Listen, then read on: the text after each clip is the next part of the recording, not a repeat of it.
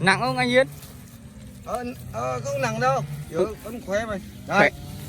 Khỏe thế. Một, hai.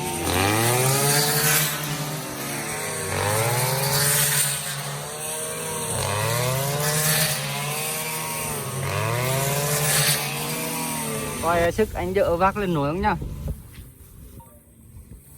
Bó này khá nặng đó. Khỏe thế. Anh đoán thử bó này khoảng bao nhiêu cân anh nhớ? 50 kg. 50 kg hả? Ừ. Nghe mình 70 kg mà vác 50 kg bình thường thôi. Bình thường. Món lá mì nấu với cái gì đây không biết nữa.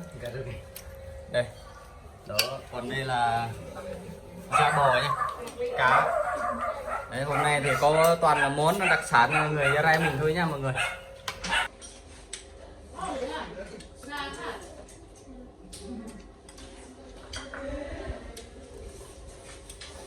Hello, chào tất cả mọi người nhá. Hôm nay mình review cho mọi người cái phong tục người Gia Rai mình đi cắt lúa nha mọi người. Đấy, giờ mình sẽ quay cho mọi người từ A tới Z luôn nha mọi người nhá. Đây, mình cắt 2 máy thôi nha mọi người. Hơi lún, ruộng nó hơi lún nhá.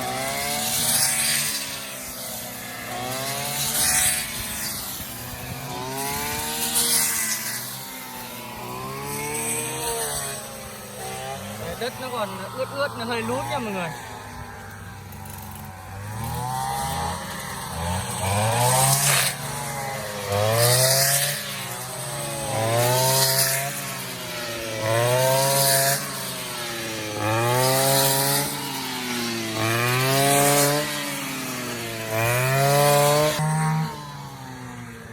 Ê, hai đại ca.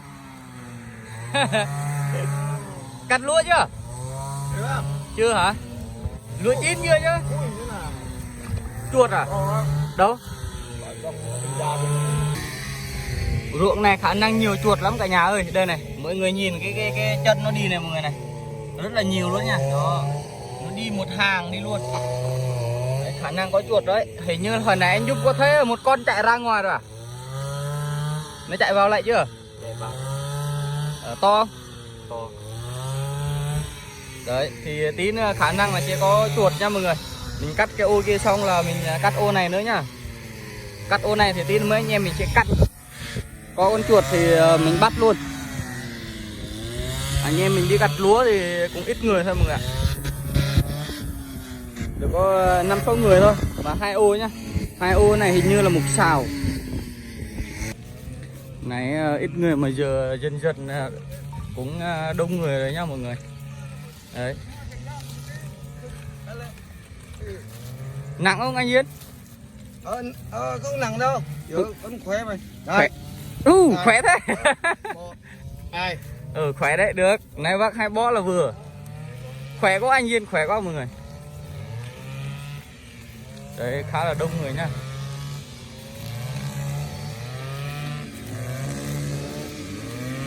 Đông người. Ăn cái gì đấy? Ăn bánh mì. Đang làm mà ăn à? Đói hả?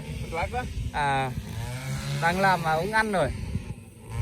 Bên kia cũng đang ăn nữa kìa. Người ta vác mấy bó rồi ông xuống đây ông ăn nữa kìa. Sáng chưa ăn cơm. Cũng đông thật đấy mọi người ạ. Nhưng mà có điều cái là ruộng nó hơi lún nha mọi người. Vác đi hơi bị khó nhá.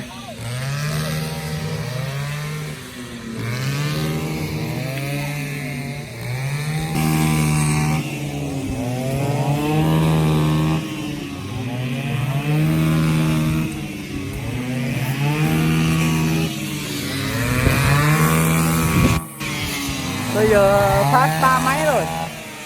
Khỏe rồi.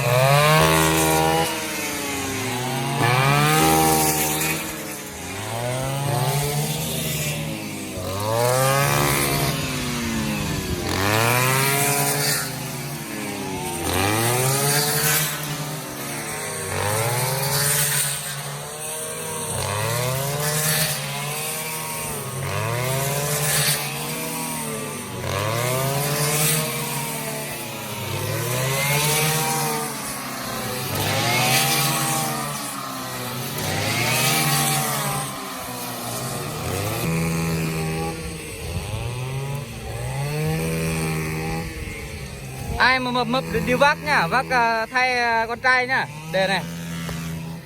Bà này là mập nhất này.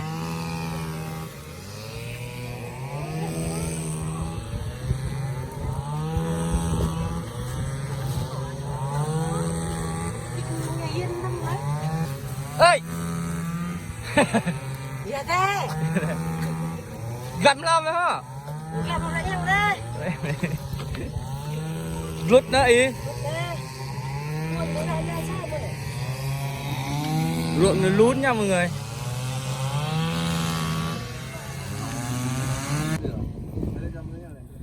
Đấy, nói chung là mấy anh em cắt xong hết rồi nha.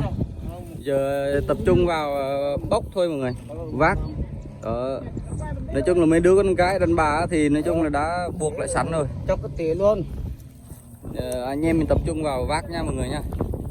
Đấy, đã cắt xong rồi.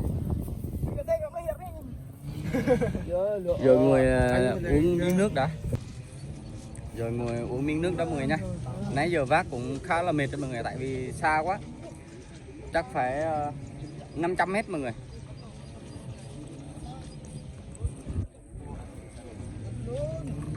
Wow, nó mát. Tiếp tục vác cho nó xong rồi tí nó tỉa luôn nhé mọi người nhá. Bó này to nha mọi người. Coi sức anh vợ vác lên nổi không nha. Bó này khá nặng đó. Khỏe thế. Anh đoán thử bó này khoảng bao nhiêu cân anh nhớ? 50 kg. 50 kg hả? Ừ. Người mình 70 kg mà vác 50 kg bình thường thôi. Bình thường. Còn đây nữa này. Cái này nặng hơn nhá. Phải lún nha mọi người.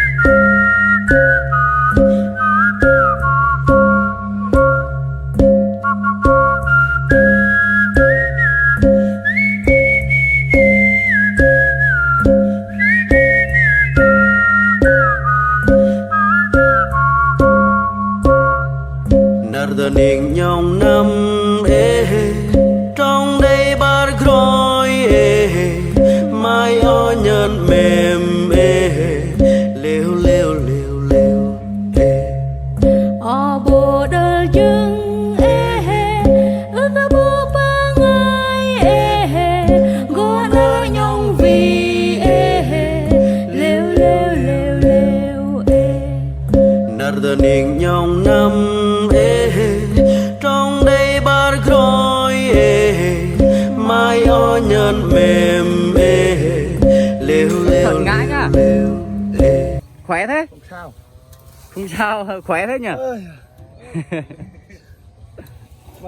Đây. Xa lắm mọi người nha, tít trong kia mà vác ra đây xa lắm nha. Quay chừng ngã nhá anh Nhiên. Quay chừng ngã nhá. Không phải ngã đâu. Không ngã đâu. Một, quay đây. Ném đi. Khỏe thế? Đây nhá. Nghe một cái điệu khỏe. Lên. Đấy, nói chung là anh mình vác xa lắm nha mọi người. Từ dưới kia kìa. 100 mét. Đấy, từ dưới kia mà vác ra đây xa lắm nhá. Mệt quá anh em ơi. Mệt quá, tí nó bù lại nhỉ. Bù lại. Bù lại mấy lít. Rồi, và ở chỗ nó vác nước uống cái lên đó. Rồi, mấy người quay nha. Mọi người quay nha. Quay ông này vác nha. Sắp đổ hết rồi kìa. Đó, thấy chưa? Đó, không mang giày, không mang dép luôn. Khỏe quá. Nước mình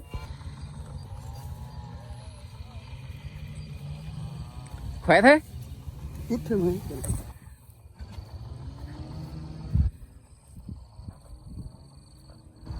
Khỏe thế?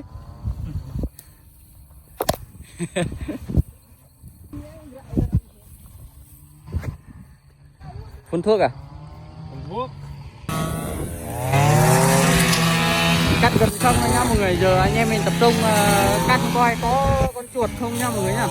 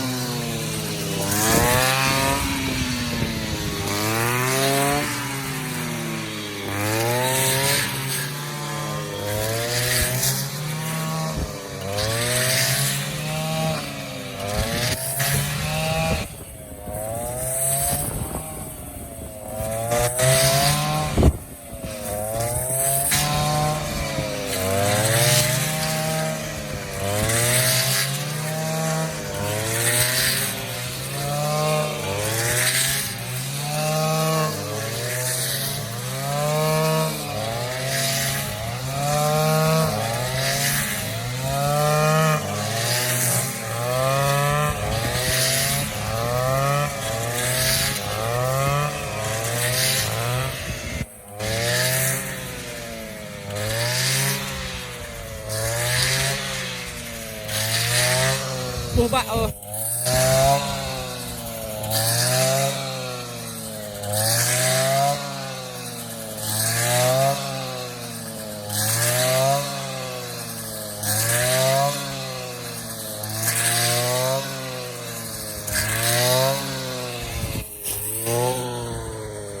Ôi, thế là thất bại, không có con chuột nào luôn.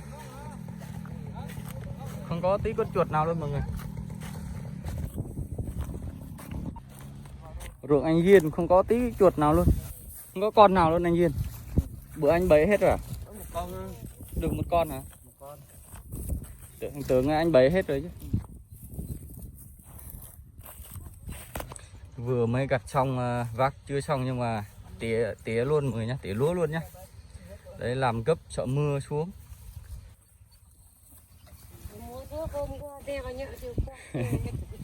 Đấy vừa mới cắt xong rồi giờ tỉa luôn nhá mọi người. Tỉa luôn cho nó kịp.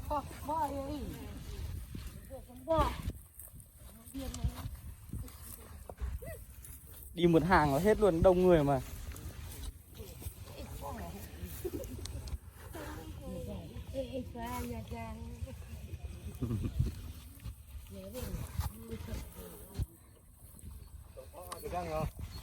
Ừ.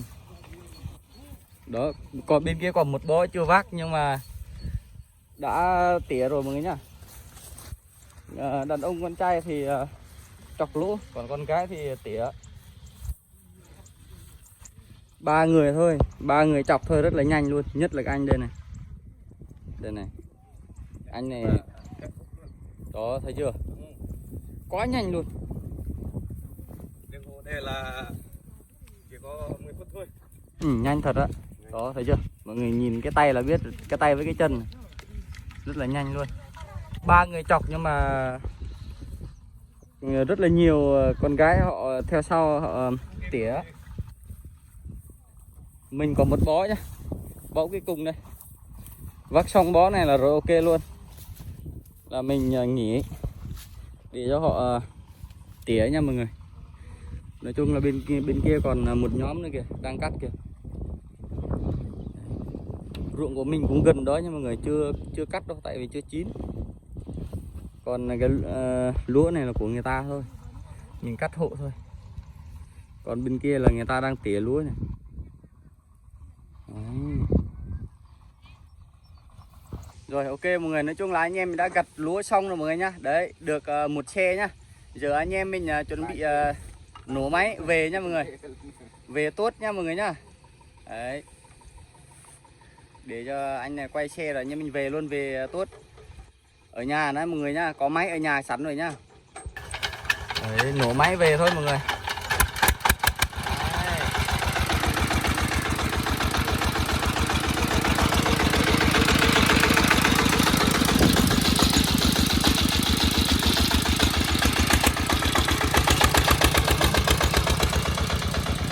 Mọi người hãy cùng theo chân anh em mình về nhà để mình tuốt nha mọi người nhá.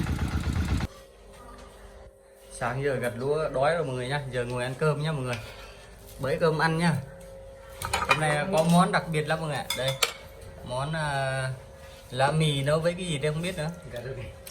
Đây đó, còn đây là da bò nhá, cá.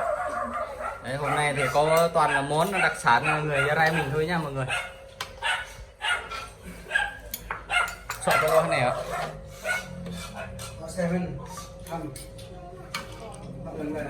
Nhìn nhịn điểm luôn cái này thì thôi. Đây món đặc sản đây nhá mọi người nhá. Đấy món lá mì nhá. Mỗi thứ một miếng.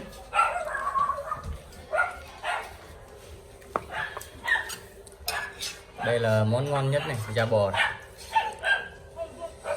Đấy.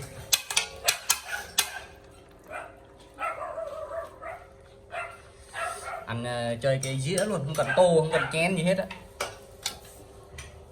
Còn đây nữa là món gì đây không biết. Món cốt à?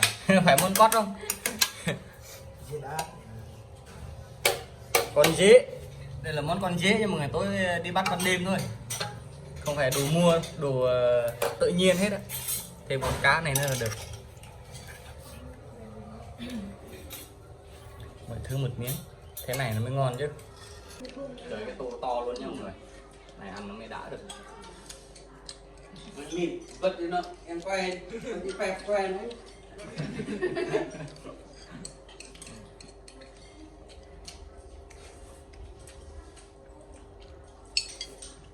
Đi, mình là bạn ghiền một rồi. Đi đi đi.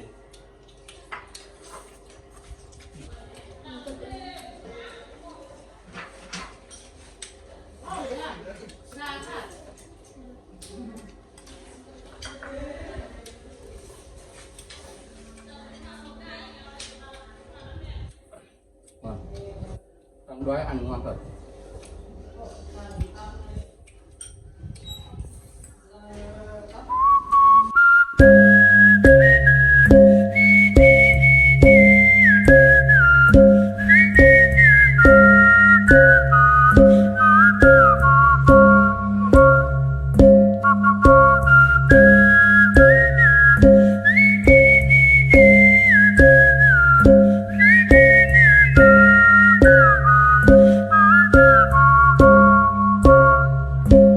Niềm nhong năm trong đây bát khói mai o nhân mềm lêu lêu lêu lêu Ở bộ đời chừng ước ta bộ ba ngày gót nơi nhung vì lêu lêu lêu lêu nở niềm nhong năm trong đây bát khói mai o nhân mềm lêu lêu lêu lêu ở bộ đời chừng ước bộ ba ngày cô nar nhong vì lêu lêu lêu lêu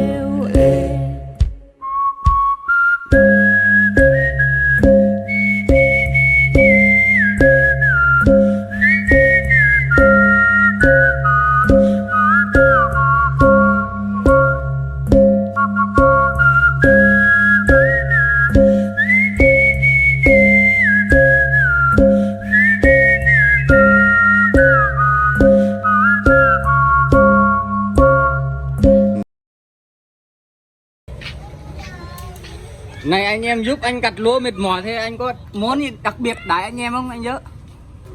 Có món gì đặc biệt không? Không có rồi, mua ít thịt bò 500 thịt bò với 300 thịt heo, tai heo với là bọc gà 3 con. Ồ. Đấy, hơn triệu, gần 2 triệu bạc rồi. À, ôi Đây, tên là anh em tuất mệt thì cho nó uống chanh về nhà không? Thêm đường. Bữa nay chủ nhà chú đáo quá nhỉ. Để anh em làm một và phải có gì ngon ngon chứ. Đúng không? Đấy, Đúng hai rồi. cái rượu kia luôn. À, Đấy, đây có hai rượu cân luôn. Hai cái rượu cân luôn. hai cái rượu cần luôn mọi người. Một địch nước sạch luôn. Bữa nay chủ nhà chú đáo quá, còn có cả chanh dây nhà chồng nha mọi người, không phải đi mua đâu. Đây này, nhà chồng nha. Đấy, cái gì cũng tự nhiên hết nha, không có phun thuốc gì hết, ngon tuyệt. Bữa nay chủ nhà đãi anh em mình một bữa no say rồi mọi người ạ.